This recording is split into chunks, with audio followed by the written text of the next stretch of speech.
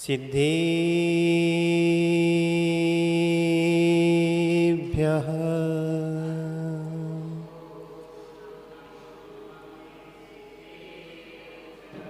ॐ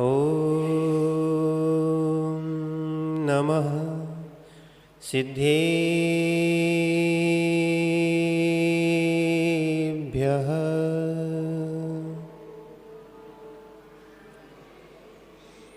ॐ नमः सिद्धेभ्यः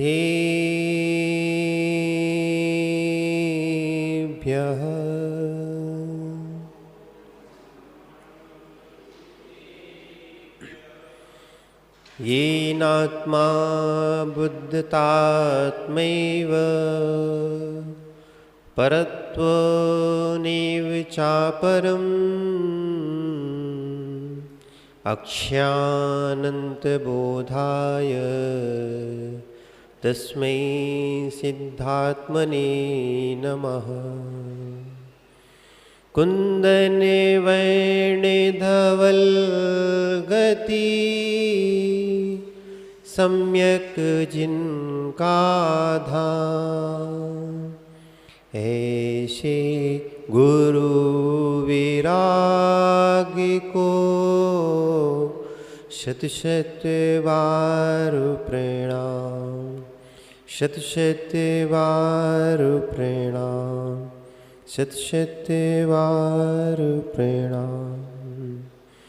जय बोलिए अनंतानंद सिद्ध परमेष्ठी भगवानी की, देवाय देव 1000 श्री आदिनाथ भगवानी की, देवाय देव 1000 श्री पुष्पदंत भगवानी की, परम पूज्य देवाय देव 1000 श्री भगवान महावीर स्वामी की, परम पूज्य आचार्य भगवान आदिसागर जी महाराज की, परम पूज्य आचार्य भगवान गुरुवर विराग सागर जी महाराज की, परम पूज्य अध्यात्म योगी आचार्य श्री विशुद्ध सागर जी महाराज की, परम पूज्य 108 मुनिश्री विश्रुत सागर जी महाराज की, आचार्य संघ की। भूचेतन आत्माओं, आज इस पावन धरा पर अपन बैठे हुए हैं जहाँ पर अनंत अनंत सिद्धों ने निर्वाण प्राप्त किया। आज अपना सौभाग्य की इस निर्वाण स्थली पर अपन बैठकर आचार्य विशुद्ध सागर जी की सन्निधि में न्याय, अध्यात्म और बहुत से नीतियों का, त्रिवेणियों का या अन्य 4 अनुयोगों का अपन बैठकर रसास्वादन प्राप्त कर रहे हैं। ये अपना बहुत सौभाग्य है और वो भी सिद्ध क्षेत्र पर। उसी में से अपन कुछ न्याय के विषय को देखते हैं। न्याय में भाव का कभी नहीं होता अभाव। भाव का, यशोधर सागर जी, भाव का कभी नहीं होता अभाव, भाव में ही होता है अभाव, भाव में ही होता है अभाव, अभाव का कभी नहीं होता है अभाव, अभाव का कभी नहीं होता है अभाव, इसीलिए वस्तु है भावा भाव। इसको अच्छे से समझने की बात है। भाव का अर्थ यहाँ पर अपने मन के भाव नहीं लेना है, भाव का अर्थ सत्ता लेना है। भाव का अर्थ लेना है सत्ता, पदार्थ, वस्तु। तो भाव का कभी नहीं होता है अभाव, यानी वस्तु का कभी नहीं होता है अभाव। जो लोग एकदम वस्तु को अभाव मान लेते हैं, नष्ट मान लेते हैं, पूर्ण में क्षणिक बाद में वस्तु को क्या मानते हैं? निरवय विनाश। जैसे यशोधर सागर जी, आपके कक्ष में हो गया है अभाव, हो गया कि नहीं? सद्भाव सागर जी, क्या हो गया? अभाव, अभाव हो गया। तो आप यहाँ कैसे हो? यहाँ है भाव, वहाँ हो गया है अभाव। क्या हो गया? यहाँ है भाव, वहाँ हो गया है अभाव। आप भी लगा सकते हो, आप जहाँ जहाँ से आए हो। प्रोफेसर साहब, भिंड में हो गया है अभाव, यहाँ हो गया है भाव, और परिणामों में भी लगा लो, नहीं होते भाव तो कैसे होते यहाँ भाव। यानी यहाँ हो गया है आपका भाव, वहाँ हो गया है अभाव। अब कोई कहने लगे भाव यानी नष्ट हो गई है वस्तु, अभाव में नष्ट हो गई है, तो नहीं होता भाव का अभाव। इसलिए वस्तु है भावा भाव। अगर अभाव हो ही जाता तो आप यहाँ कैसे होते? अगर वस्तु पूर्ण रूप से नष्ट हो जाती, जैसे बौद्ध जो है निरवरव विनाश मानते हैं, हो जाता है अगर उनका पूरा अभाव, तो फिर वस्तु रहती कैसे भाव? वस्तु रहती है। और ये इसलिए बता रहे हैं क्योंकि हम इस तत्व को नहीं समझ करने के कारण चतुर्गति रूप संसार में भ्रमण कर रहे हैं। इसको जानने से फायदा क्या है? क्योंकि हम सोचते हैं वस्तु या व्यक्ति चला गया, कहाँ गया? इस संसार से अन्य कहीं जा सकता है कोई? कहीं नहीं जा सकता है। और जब हमें अपनी सत्ता का भान हो जाएगा, जो हमें अदृष्ट रूप में जो हमारी सत्ता दिख नहीं रही है, वो हमें दृश्यमान होने लग जाएगी। जो आत्मा रूपी सत्ता जिसको हम देख नहीं पा रहे हैं, मात्र हम देखते हैं पर्याय को। द्रव्य को कहाँ देखते हैं? किसको देखते हैं? पर्याय को देखते हैं। और दिखती भी है पर्याय।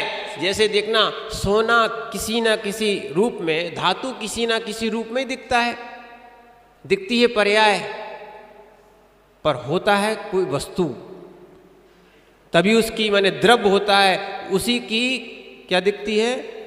पर्याय। अगर द्रव्य नहीं हो तो पर्याय किसकी? द्रव्य नहीं हो तो पर्याय की इसकी। इसलिए लिखा है अभाव का कभी नहीं होता है अभाव। अगर कोई वस्तु अभाव है, वस्तु ही नहीं है, जैसे गधे के सींग होते क्या? गधे के सींग होते क्या? अब कोई कहे कि गधे के सींग नहीं है, तो तुम कह दो कि हाँ नहीं है, होते ही नहीं है तो है ही नहीं है। खरगोश के सींग होते क्या? नहीं होते। पर सींग का नहीं है अभाव। क्या नहीं है? सींग का नहीं है अभाव। ऐसे ही हमें लगाना है, हमारी आत्मा की ओर दृष्टिपात करेंगे तो हमारे में कर्म का नहीं है भाव। हमारी सत्ता भिन्न है और कर्म की सत्ता भिन्न है, फिर भी कर्म भिन्न है और वस्तु भिन्न है। क्या है? और हम भिन्ना भिन्न हैं। अरिजीत सागर जी, आनंद आ रहा है? भाव का कभी नहीं होता अभाव। इसी बात को आचार्य कुंद कुंद स्वामी ने गाथा के रूप में निबद्ध किया है। भावस् नृत्तिनाशो नथि अभावस् चेव ओपादो गुणपज्येषु भावा उपाद वहे पकोवंती। आचार्य मान लिखते हैं भावस्य नृत्तिनाशो, भाव का कभी अभाव नहीं होता, नाश नहीं होता। जो हम नाश मान लेते हैं, वो बहुत से अज्ञानी जीव। एक जन कल अहमदाबाद के थे, वो पहचान के थे, वो बोल रहे थे महाराज बहुत दुख की बात है कि हमारे संग साथी नहीं रहे। क्या? और अभी वृद्ध अवस्था आते आते उनकी आंख में आंसू आ गए कल। हमने कहा तुम अभाव में क्यों देख रहे हो सद्भाव? क्योंकि ये संयोग था, संयोग को हम स्वभाव मान लेते हैं, इसलिए दुखी होते हैं। संयोग को हम मान लेते हैं क्या? स्वभाव मान लेते हैं। स्वभाव को पहचान। हर द्रव्य अपनी चतुष्टय में रहता है।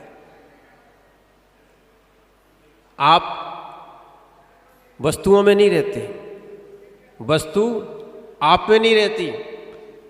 अभी भिन्न भिन्न की बात कर रहे हैं, शरीर की बात नहीं कर रहे हैं।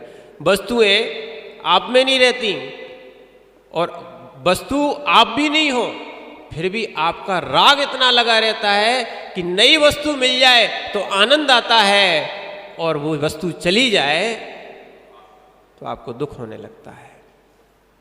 इसी के कारण तो कर्माश्रय कर रहे हो आप।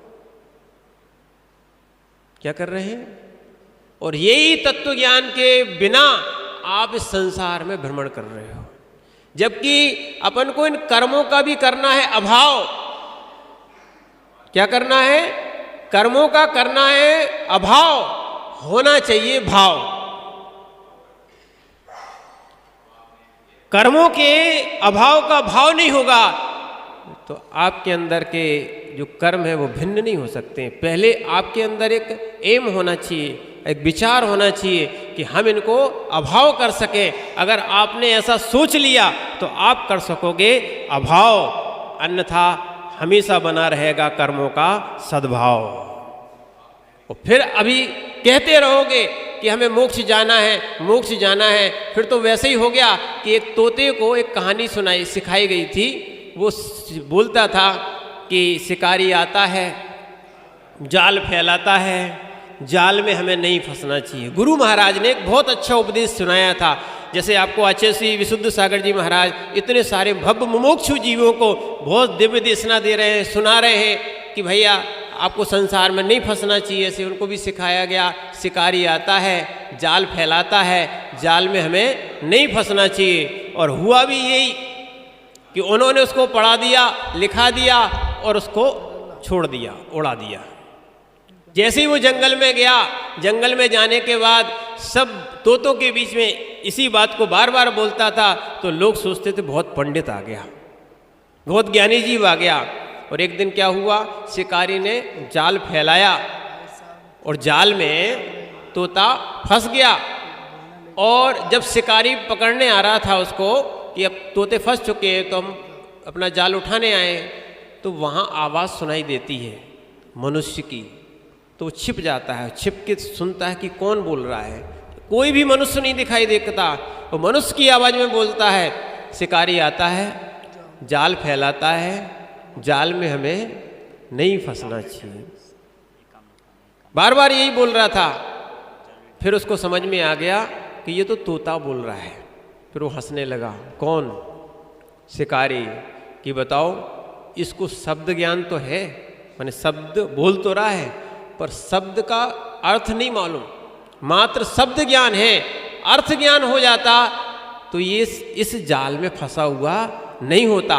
इसी प्रकार हम भी इस शब्द ज्ञान को समझ के अर्थ ज्ञान तक पहुँचें, जिससे कि हमारा कर्मों का हो जाए अत्यंता भाव। उसका नाम है अभाव। पूर्ण रूप से हो जाएगा अभाव, तो ये जीव पहुँच जाएगा जहाँ अपन सिद्धों की भूमि में बैठे हैं, वहीं से निर्वाण स्थली को पहुँच जाएगा। हम ऐसी निर्वाण भूमि को प्राप्त करें। जय बोले भगवान।